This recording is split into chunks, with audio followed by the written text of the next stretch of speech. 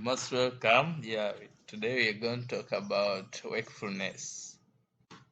David Seven Sons Theater at gmail.com. You can contact us from there. Wakefulness, physiology of wakefulness. That's what we're going to talk about today. David Seven Sons Theater. You like it? Don't forget to subscribe and share to your fellow students and other individuals to also enjoy the science at that platform, at that channel. Okay, wakefulness mainly occurs in the reticular activating system. This is the main control center of that part of that activity. But I want us to first look at the reticular activating system, how it looks like, and the projection is. Look at this diagram here.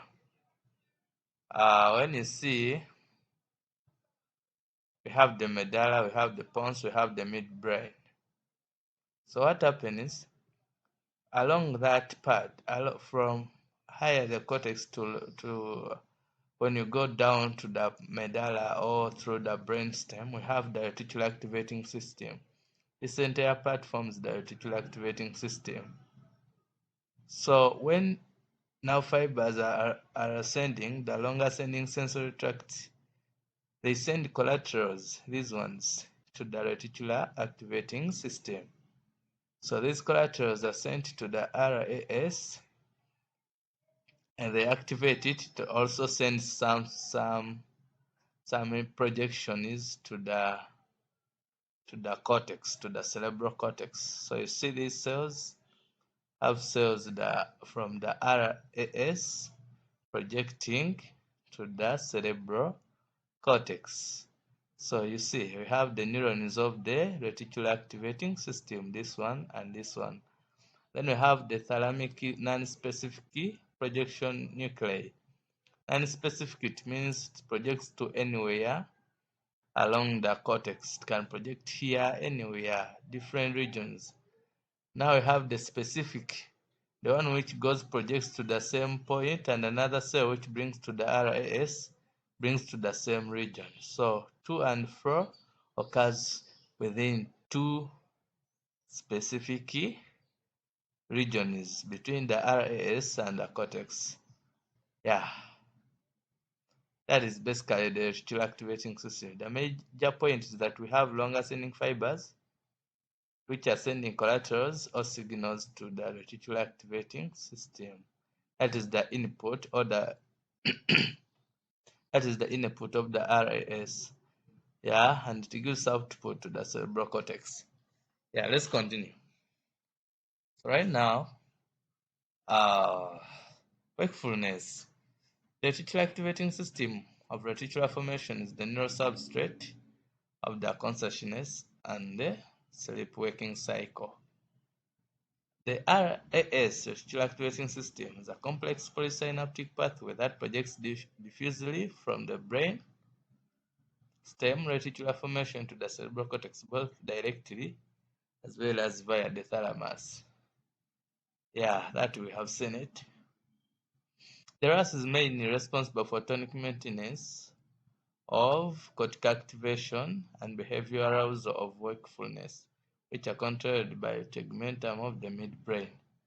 So basically,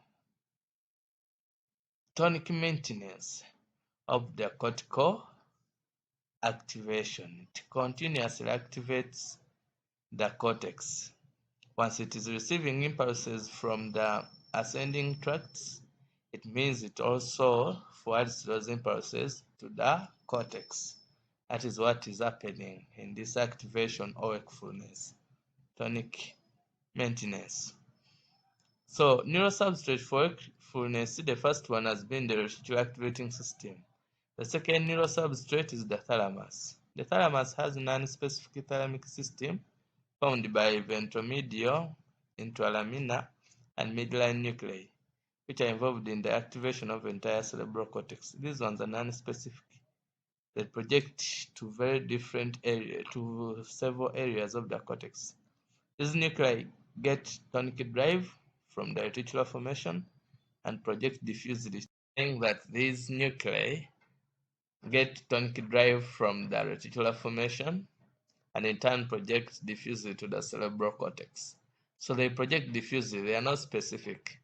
That is the thalamus. Then we have the third substrate is the hypothalamus and subthalamus. The ascending impulses from mesencephalon, reticular formation, also relate to cerebral cortex through the posterior hypothalamus and subthalamus. If you recall, we have the hypothalamus, subthalamus. Yes, those are found in the diencephalon. We have the metathalamus, we have epithalamus. So they are like 5. In addition, the posterior hypothalamus also acts as a waking center as it stimulates and causes wakefulness. Conversely, lesions of the posterior hypothalamus will cause coma. Yeah, that is true. So the posterior hypothalamus acts as a waking center. You get the posterior part of the hypothalamus. So if you damage the posterior hypothalamus, you will get coma in that individual. The fourth substrate for wakefulness, neurosubstrate, is the basal forebrain. That is nucleus basalis of Maynard and nuclei of diagonal band and septum. These receive impulses from the reticular formation and in turn project to the cerebral cortex and is responsible for the cortical activation of wakefulness. Yeah, they project to the cerebral cortex. They receive impulses from reticular formation. That is the basal forebrain. It projects to the cerebral cortex. It is responsible for cortical activation of wakefulness. Chemical mediators of wakefulness. We have neurotransmitters, we have cerebrospinal fluid-borne peptides, and blood-borne peptides. So we have neurotransmitters, we have peptides within CSF and peptides within blood, which are circulating in blood. So neurotransmitters, we have catecholamines. Majorly we have norepinephrine, which is from locus coeruleus and the brainstem. That is norepinephrine. We have acetylcholine, which is majorly distributed everywhere within the brain, the cortex and the brain. And we have histamine, which is from the posterior hypothalamus. We have glutamate, an excitatory neurotransmitter released from the cerebral cortex in highest quantities during cortical activation of spontaneous waking. Mark this point: during cortical activation of spontaneous waking. That is glutamate. Those are for neurotransmitters. Then peptides in CSF. It has been presumed that wakefulness promoting factors, probably peptides, are present in CSF. These include substance P. We have the releasing factors produced by the hypothalamus and the vasoactive intestinal peptide. Yeah, we have the peptides which are blood-borne. These include epinephrine and histamine. These do not cross the blood-brain barrier, but act as some ventricular organs that lie outside the blood-brain barrier and mediate cortical arousal.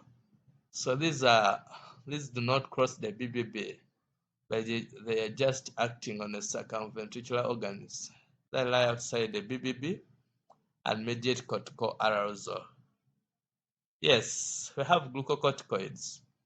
These already cross the blood-brain barrier and act directly on the neurons to enhance arousal in stress. Glucocorticoids like we have cortisol. Yeah, cortisol produced in stress. It will enhance arousal when you're stressed. Yeah, let's continue. Please don't forget to like, always subscribe, and share to your fellows to enjoy the videos, to enjoy our production. Everything's good, yeah. Everything's good. Enjoy the video. You learn. Now today we have learned about the wakefulness, physiology of wakefulness. So basically it occurs through the reticular activating system. Yeah, we've seen the structure and a lot. The neurosubstrate. Yeah, you subscribe